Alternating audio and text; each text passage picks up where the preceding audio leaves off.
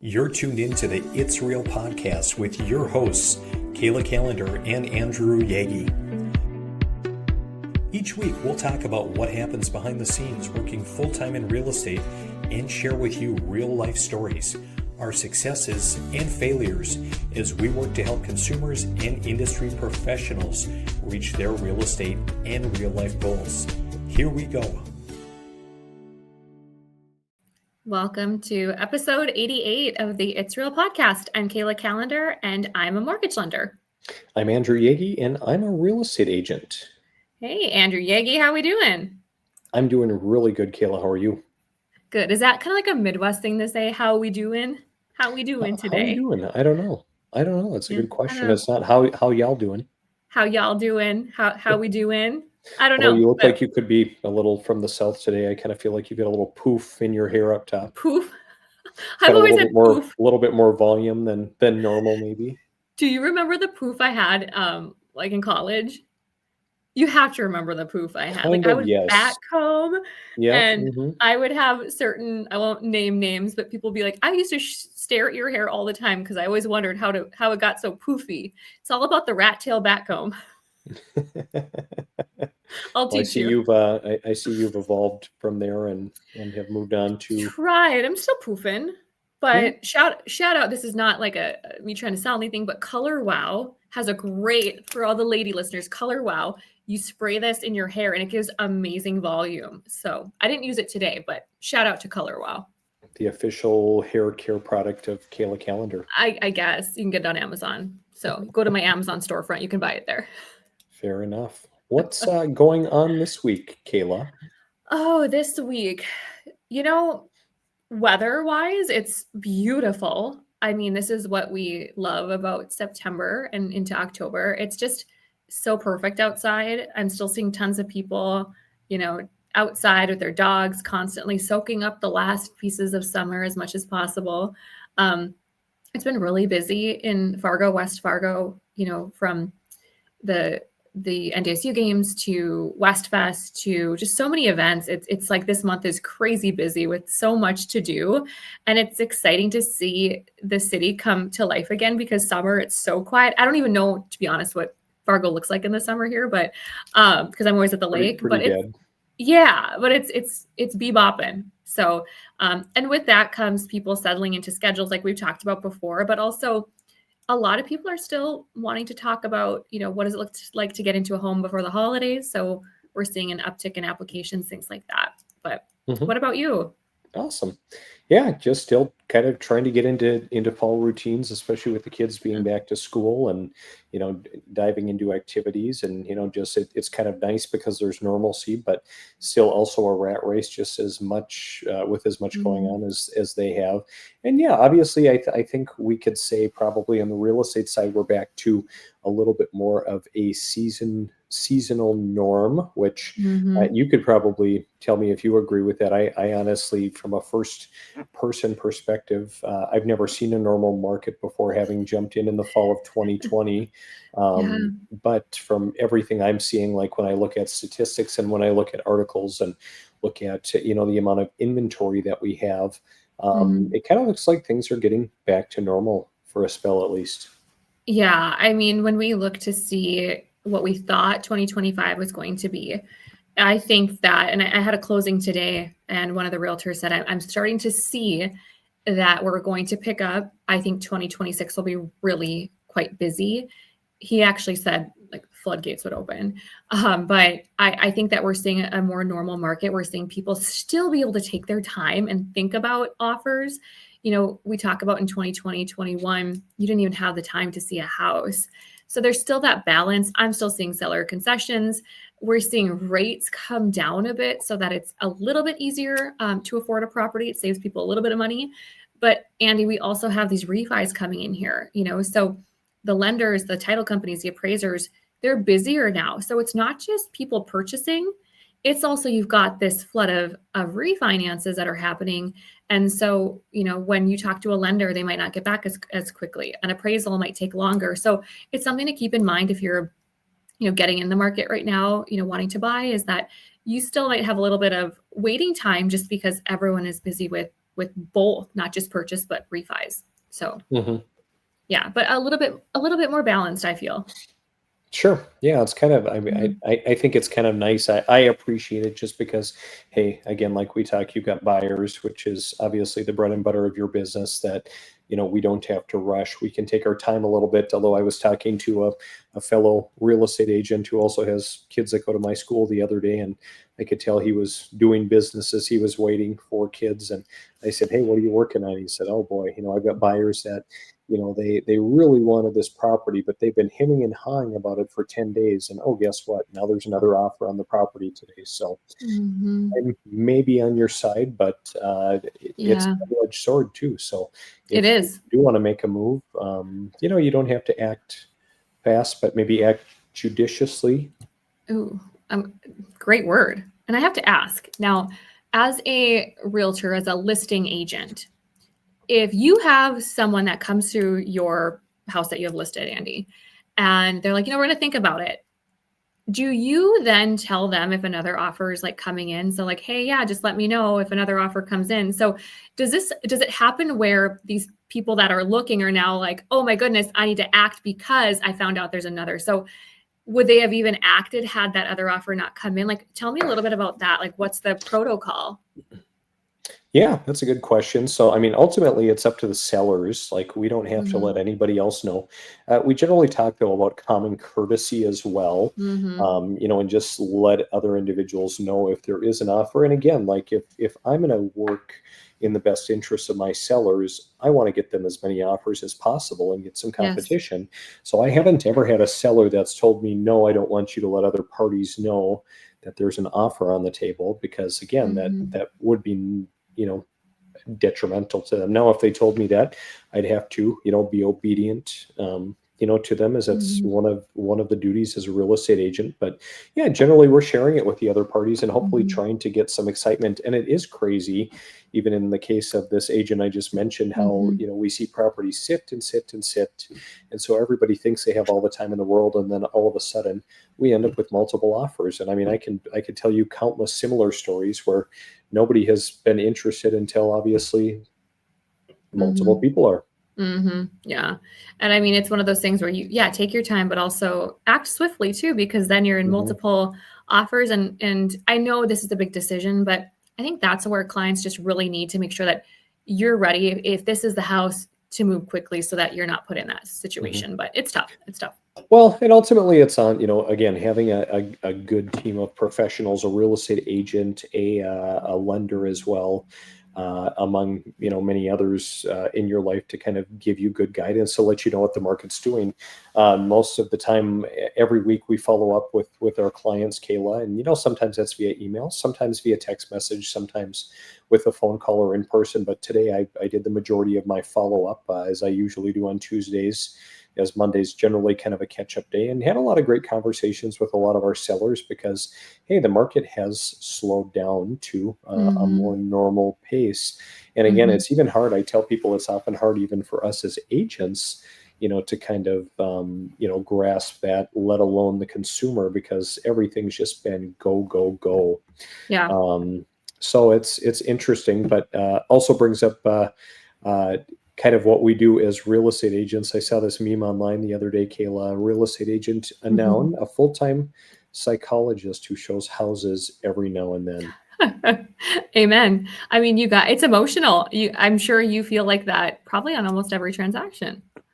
I wouldn't say every Depends. transaction, but like I've said, having worked in funeral service for 15 years, I know I've said this Mm, to you multiple times, but and I never downplay, the difficulty and mhm, and the emotion with death. But the amount of emotion in real estate, I would have never imagined, mm. coming from a profession like that. And it's Wow. unbelievable. There are a lot of level-headed people, but there are a lot who are not, especially if things perceptually don't go the right way at that point in time. So That's interesting. So you coming from funeral services where you are dealing with people's like very difficult, probably some of the most difficult times of their lives. And you're saying that you're surprised when you got into real estate, the level of high emotions that people have. It's unbelievable. And I would Yeah, say even interesting. more so in real estate Wow. than in funeral services. Certainly, we saw some very difficult situations that would certainly top anything in real estate. But yeah, just much more erratic and I would say more frequent Mm. emotions and outbursts, surrounding real estate, which, as Wow. they say, when a home is, most people or most families, most individuals, one of their largest assets, I can see why when things don't go Wow. someone's way, and especially in the instant gratification society we live in today, how it can get easy to get bent out of shape. But I Mhm. always try to prepare everyone and say, hey, there are going to be roadblocks, there are going to be issues, there are going to be things that aren't going to go our way. Mhm. We're going to work through it. And Yeah. it's in the end, one way or another, it's going to work out eventually. The path to Mhm. success just rarely is linear. Amen. I just really appreciate your insight on that. And I think it's something that, every time I talk to a client, I ask, what are your biggest fears with this? What are, and they're like, I'm afraid I'm going to buy a lemon of a house, or I'm afraid of being broke. And I'm like, what are you excited for? So we always talk about the emotions, but it can be emotional even to the point where people act erratic a little bit. And not, like you said, not every transaction. Some clients, I feel like I barely talk to them. I'm like, wow, this was barely talk to you, but every Right. client is different, right? I mean, and you just have to kind of adapt a little bit. Yeah, for sure. So tell me from your perspective, I mean, so obviously we know clients can be erratic. I know I've run into, between some lenders or, title company workers, I've run into some erratic home inspectors and even a lot of erratic other agents. But I mean, you would deal more so with the agent side.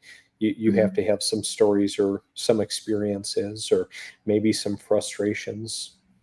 From the agent side, like Sure. with agents, Hmm. yes. I mean, I think this could possibly be a good segue. I just think there's a lot that people don't understand that occurs when you get a mortgage. And truthfully, Andy, when I do a loan, almost every day something comes up that I don't know about, that I'm like, oh, this is new, or we've never run into this situation, because there's a million different situations. And people forget that a mortgage is like a fingerprint. There's not one specific one. And although some files, some transactions are similar, we run into something different on each one. And I said to my manager this week, I'm like, I have never run into this. And he's like, and you probably won't for another 10 years. And so the reason I share that is because I think that, agents and clients too think that there's just, hey, this is how you get the mortgage done. But, the other day I asked a client for a bank statement, and that bank statement showed a large deposit. So I go to the client and I say, hey, there's a large deposit. What is this? Oh, I sold my vehicle. I'm going to use that cash. You don't know, he told me he was going to sell it. So we excluded it from liabilities. And long story short, sometimes it's peeling back the onion. So clients get upset that we keep coming back, but we keep finding new things, right?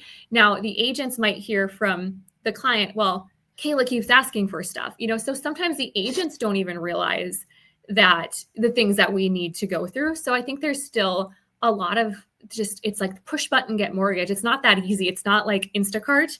And I think that we're used to that in our society of, hey, I just need to get this done. And you hear stories of people getting mortgages and boom, done quick. Yes, that happens. But again, it's a fingerprint. So I would say from the agent side too, I definitely see people say, well, what's taking so long? Or what's the situation with that? Well, it's just kind of a lack of education because you're not in it every day. So that's Hmm. kind of what I see. I saw this online the other day, and so we talk often about how the barriers to entry in certain professions, especially real estate, can Yeah. be fairly low, and I have some agents that I'll work with, on the other side of the transaction that are just a joy to work with, and I get along with most everybody, but Mhm. sometimes you find yourself having to do more work for them. And again, just because most agents out there sell maybe 1 to 2 homes a year, there are very few that sell more than 5 to 7 homes, like we've talked. So again, a lot of these individuals don't exactly have their pulse on the market, on what's going on changing trends, on all the changes that have happened in the real estate market. And then Yes. so we see this popped up, Kayla, where along the same lines of what real estate agents do. Hey, if your realtor's telling you mortgage rates dropped 0.25%, run. They Mhm. don't know what they're And doing. when you it's spot on. I can't tell you how many posts I saw last week of rates dropped and my phone blew up. Not because I'm sharing that, but because realtors want to share with their clients what they hear and see, but just like anything that you post on social media or a newsletter or you have in conversations, you got to make sure that you know exactly what's happening. So as we talked about last week, the Fed cut the federal funds rate by a quarter. So you saw like HELOCs drop, you saw, consumer loans, but mortgage rates went up. So I had probably a dozen people reach out to me last week. Hey, I saw that mortgage rates dropped. I'm locked in. What do I do? Panic. People asking, should I lock?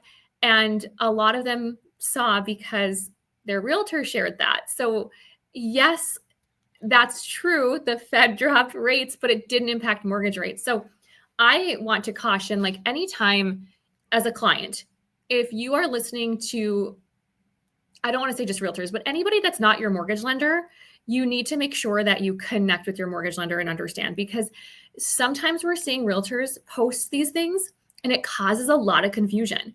So for example, I had a client that said, hey, what kind of interest rate are we using when we run numbers? And I told him for his scenario, he was a first-time home buyer. There were some certain things with the program he was doing.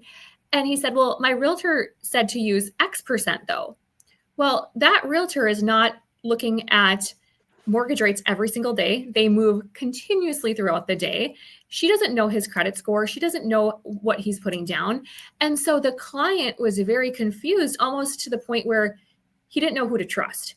And so I share that with you. If there's realtors listening, be cautious when you're sharing interest rates. We have to be very careful when we share interest rates. We have to, basically share APR, things like that. And you're licensed And and regulated. yeah, Agents are not. heavily. And so they see that, and then there's confusion. And then there's almost this lack of trust because they're like, well, why would my realtor share this? And why isn't this my rate? And so I would just caution anyone sharing rates in our industry, be cautious, be careful, because that can confuse clients more than you know. And that lack of clarity can cause them to not want to move forward. So I ran into that a couple times last week, and just trust your lender. They're the ones that have access to rates in your scenario. Mm-hmm. No, I like that. And that's really good advice because yeah, you're right. And I mean, I think of in the past, even, in other areas of life that aren't related to, buying a Mhm. home or making an investment or whatever the case is, where Mhm. I don't have a strong understanding of something. And then, it's, you just get paralyzed because you Mhm. don't know what to do. And you might not have to make a decision. Someone might not have to buy a home. So same thing. Mhm. You're maybe just pressing pause until you find something that resonates with you, which in some cases might be Yeah. a different lender. Yeah. Well, and I think too, when people ask me, what do you think I should list my house for? Nope, not touching it, not even going there. That is for your real estate agent to talk to you about. I don't have access to comps. I'm not pulling up Zillow. I'm not using that. Like, I have no expertise in this area. You need to go talk to your realtor. So we have lanes. We're the numbers people. Your realtor, very, psychiatrist, psychologist, whatever role that day, but Maybe also both, they're depending the on the numbers client. for your sale and your negotiations and your purchase. So I just think we need to be a little bit more cautious about staying in our lanes. Hmm. No, I think you're right on, Kayla. I always appreciate, and I have individuals that ask me all the time. They're looking for lending advice, or they're looking for, well, hey, tell me about Mhm. this, or tell me about this. And I've said, hey, like this isn't my wheelhouse. I'm going to connect you to Kayla, or hey, you're working with Mhm. so and so, who you have a relationship with, like that. That is their wheelhouse. I'm going to have you go right to the source, just because there's so much that changes as well. Well, and I think too, Andy, you realtors get to take your clients to homes. You get to be in the house and showing them and meeting them face to face. A lot of times we lenders are not able to meet face to face because it's usually quicker. They apply online. We do, video, Zoom, phone calls, but there's this rapport that's built with the realtor that probably isn't built with the lender as much. Not saying all, but I just noticed there's usually this a little bit more coziness. I'm just, numbers girl. Obviously, we find ways to connect with our clients, but they're going to probably trust the realtor a little bit more because they've been with them more, they've seen them more. So it's natural to ask the questions, but how you answered it is perfect. And that's how Is that you avoid i- confusion. is that why you tend to buy your clients nicer presents than maybe I do as the agent because Probably. you little to compensate for something? I definitely, one, try to attend all my closings. And two, yes, I have to do something, a gift, something of some sort, because I want to thank a client. And then, they get follow-up messages from me. And, I always tell Mhm. them, I'm always here for you. Do not forget it. I'm not your lender for this transaction. I'm your lender for life. If in a month you have a Ooh, I question like that. on something, because at the end of the day, they're going to have questions. They're going to get a 1098 at the end of the year. What's this for? Hey, Kayla, what's this junk mail? Hey, you told me that I could, if I make an extra payment, I don't want to just be your lender for 30 days. I want to be here forever. So the ways that I build my trust with clients is also, yes, with, cookies, but also like making it so smooth up front and then being there for them after. So I like it. I like thanks. that. That's really good. I like how you kind of outlined as well, kind of how maybe agents or other professionals, maybe get in the way of progress in transactions and cause confusion. Mm-hmm. I also liked Kayla when I was scrolling. I think just last night I was scrolling a little bit and I came upon three different ways that clients can get in their own way as well when buying a Mm-hmm. home. Mm-hmm. Do you happen to know this lender? I do. She looks familiar. But I'm guessing that she probably ran into some situations where clients were getting in their way. But, I'm just seeing people get in their head, or people that are like, they just don't understand. And so the three things that I have listed on that reel that I made are: one, you're falling in love before knowing your numbers. And it's like, you see it, you feel it, you taste it, you want it, and then you find out, oh my goodness, I had no idea it was going to cost that, or the specials, or the rate, or whatever it may be, or there's an HOA. And so you then put it on ice because you're so disappointed. You're like, oh my gosh, I'm heartbroken. I thought that was the one. We're just going to take a break for a while. Andy, I see that all the time. Had they just talked to me, had, the numbers, had the pre-qualification done, they would have just been more confident and not so hard on themselves. So Can, I that's what I agree see. there. Can I interject? I had a similar experience and, Mm-hmm. can certainly relate in the residential real estate piece, but I do a fair amount of commercial as well. And, Yeah.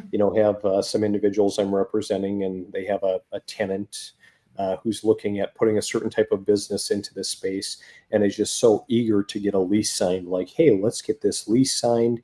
We'll work out the details later. And this particular type of tenant is a little bit of a challenging one in that there's a lot of build out required and it's not a high volume dollar wise business. So we talked about, well, what about the build out? We need to talk about the build out piece. Well, they don't want to Mm-hmm. talk about that right now. And it's like, well, I said, this is no Mm-hmm. different than me coming to you and saying, hey, I want to buy this house, but let's write the purchase agreement up first, and then we'll go and talk to the lender and whatever else. It Mm-hmm. just doesn't work because there are a lot Mm-hmm. of unknowns that are out there. So There are. that does exist even in the commercial world too, Kayla. Thanks for sharing that. I wouldn't have guessed that, but it's good to know. And I think just take the time. The only thing you're out is time. That's it. You're not out any money. It's just conversations. And the other way too that I'm really seeing clients just trying to time the market. And when we see where rates had dipped this last month, I think I had 80 to 100, pre-qualified people that are out shopping. So those are pre-qualified people. I probably had another 100 that had never applied, that were just talking. Do you want to know how many people were able to lock in that? And I counted before this episode that how many of, let's just say, out of 250 people that had talked to me, had a conversation, some were pre-qualified, some were in contract. Do you know how many people were able to take advantage of those lower rates for that time? Not many. Probably about 10 to 12. And it's because they were in contract and they hadn't locked yet. And so timing the market is just, and I think I said this last time, focus on your time in the market. Because we talk about how real estate doubles every 15 years. By you waiting, there's just no way to really time when rates dip and you lock. There's just so many moving parts. But that is still getting in people's way, is that market timing. And then the last thing was letting emotion override strategy. So sometimes people are like, they need to come down in price, or they need to do this.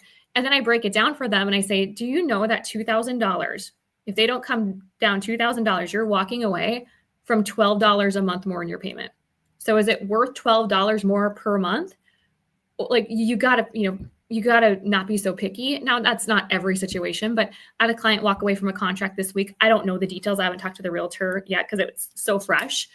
But there's some situations, yes, you need to walk away. And there are some that I've seen people walk away and I'm like, oh man, like they had a home inspection done. They had the cost of an appraisal. They put earnest money down. And I've seen people walk away and lose thousands when it would have cost them $12 more per month. So, yeah, I mean, it just depends. How many of those cases do you think it's the real estate agent blowing the deal up? I was thinking about that this week with the agent that was on this deal. I'm like, I'm so glad this client had this agent because this agent is fabulous. But I think that there are some scenarios where clients are not using an experienced agent and they're just misinformed. Just how we talked about that $2,000 is $12 per month more. If the lender's not telling them that, that's a lender issue. So I think that probably half could be. I couldn't say for sure because I'm not in those Mhm. conversations, but working with someone who's going to break it down for you and really articulate, like, are you walking away from this because of this, or are you walking away from it because of this? Like, it's probably psychological a little bit too. Mhm. What do Yeah, you right think? on.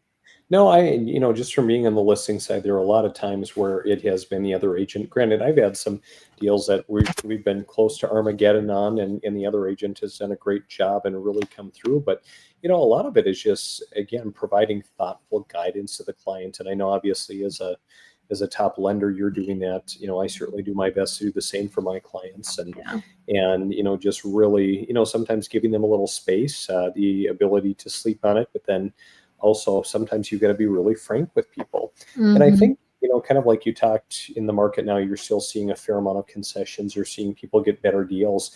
I'm starting to see, even over the weekend, I put one under contract for a client. This property had been canceled, taken off the market. And we went back to the buyer and said, hey, you know what? We looked at this like 2 weeks ago, and we still really do have some interest. Let's try to put something together. And we went back and forth for probably 3 days, but we did put the transaction together, which was really Nice. great. So I think that, especially right now, I think, for those that are maybe watching this and thinking, oh, I might want something, but it's off the market. Is it too late? It maybe isn't. Um, Hmm. there are still a lot of opportunities out there. Yeah. Yeah. Well, even I've seen some where I'm like, I've seen this house before. They're like, yeah, we were looking at this a couple weeks ago. So, I mean, some will come on and off, but you just never know. There's always opportunities in every market. Mhm. Well, speaking of opportunities, Kayla, a lot of people ask often, hey, is this even a good time to list? Like, I just had a lot of good conversations with sellers today where, hey, we haven't seen a lot of traffic, and kind of looking at, hey, should we still be, on the market? Should we be taking it off at a certain point? What do Mhm. we do? So we get asked a lot.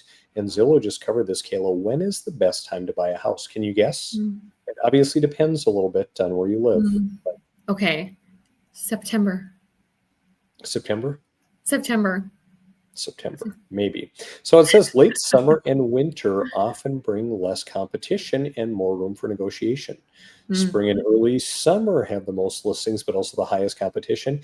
And key timing factors, of course, include local market trends, interest rates, and personal readiness. Mhm. So you were close. Now is a really good time to buy. And again, with our current market situation too, and of course we know rates are about as low as they've been in the last 12 months, but Mhm. now could quite possibly be a good time for individuals that are looking to buy. Well, and I tell people too, I'm like, yeah, there's not going to be as much inventory probably in the winter, but guess what? There's going to be less competition as well. I mean, it just depends what you're looking for and what your timeline is. But people ask me all the time, oh, I probably shouldn't be buying in the winter, and I say, well, maybe you should. There's going to be less competition. So, I mean, I guess it just depends too, and also it depends on the area you live, like you said. Hmm. For sure. Yeah. Kayla, one final piece. I saw this article come up. Uh, I would guess the number. Do you know where most of your buyers are looking for homes online? If you had to guess, maybe you Oh, don't have to guess.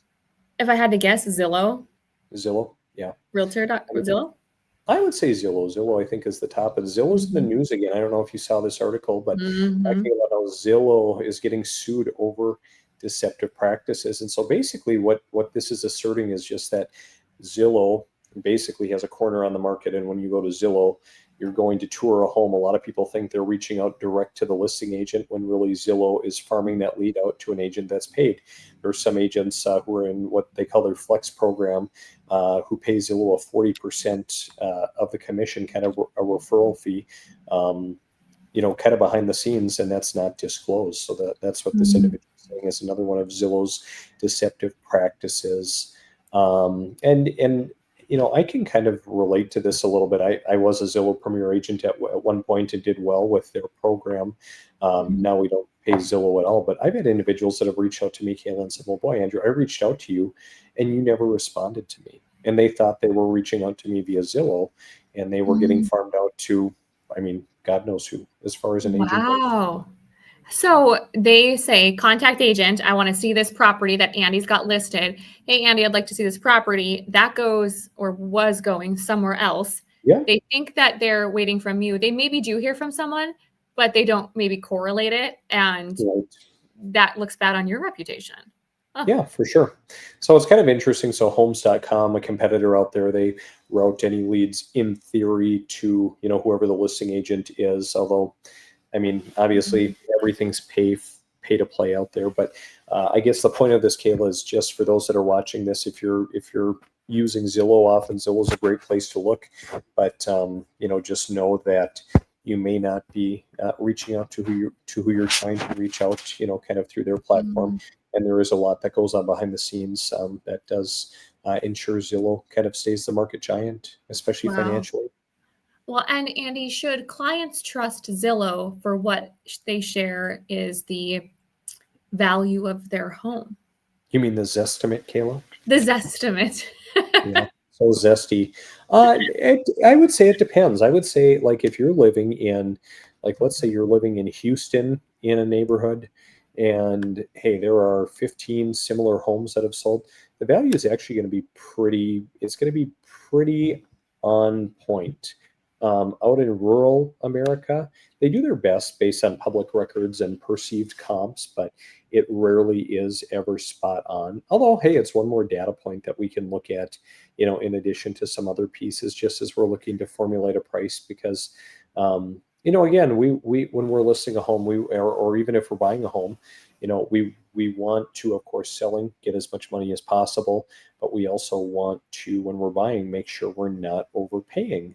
Mhm. Which we are still seeing some incredibly competitive situations even in today's market. And Yeah. even for those selling, I was just talking to some folks that are going to list in the spring, and they said, "Well, hey, you gave us kind of this valuation this past spring, and hey, we saw this property down the road that's for sale for 130,000 more." And it actually started about 200,000 more, and they've dropped the price about 70 grand so far. And I Mm. said, "Well, we can't really call that a comp because it hasn't sold, but it is a data point. We can talk about it. And we'll certainly reevaluate the market before we put your home on the market in the spring. But we don't know. I think they're fishing a little bit." Mhm. That's interesting. Yeah, and I think it's tough too because people say, "Hey, my neighbor's house just sold for 700,000. Ours has to sell." Well, is it a like home of yours? Is it a Rambler? Is it like people think too, just if it's in their neighborhood, they're like, that's a comp. And it's like, there's this kind of confusion on that too. The reason I share that, and correct me if I'm wrong, Andy, but I've got clients, I'll say, and what do you think your house is going to sell for? Like I'll ask them that because they're using the proceeds Mhm. for their purchase. Sure. And they're like, well, we're not really sure, but the house down the street sold for this. And my first thought is that even a comp? So what would you say? What's the likelihood? I suppose maybe there really isn't one, that if a home is selling in your neighborhood, that it would be a comp. Like, do you know what the percentage of likelihood that an appraiser would use that comp because I it's was just I was down your never street? never very good at statistics and skipped statistics class at NDSU most of the time, I think. Stat So 330 and oh, 331. ooh, yeah, those were painful classes. So I couldn't even give you a percentage, Kayla. I would say the more rural the area, the more likely it is a comp. Yeah. But again, like generally you're not going to compare, a slab on grade home to, a two-story, one street over, or a twin home, to a single family. So, I mean, there are a lot of particulars, when it comes to a very accurate comp. Well, and I think that's just something to think about. Clients listening to this is just because it's in your neighborhood, it doesn't mean that your house will sell for that. I think it's just important to know. For sure. Amen. Well, a lot of great content today, Kayla. I appreciate the opportunity, and I really appreciate everything that you put, kind of for your followers and for clients out on social media too. I think it is helpful. I think it's just, hey, Thank you. one more, piece of reason that I think a lot of people Mhm. need, especially amidst all of the noise today. Well, and I don't, people use social media for all certain reasons. And it's not for me to technically like, I'm going to get a bunch of leads from social. I want my realtors, my partners, my clients, my closed clients. I want people to see these things because all it takes is more information to be out and basically us educating people, because the more people know about these things, then the less that, we're going to run into these issues and run into, not always, but the more people know, like we talk about interest rates, the more that we talk about get pre-qualified, the more information that's out there, it's helping all of us in the industry and it's helping our clients. I love it. Well, keep Well, being thank you. helpful, Kayla. I will if you will. I appreciate what you put out there too. Sounds great. Well, I hope you have a great rest of the week, and we'll catch you next. Sounds good. We'll see you later. See you. Bye.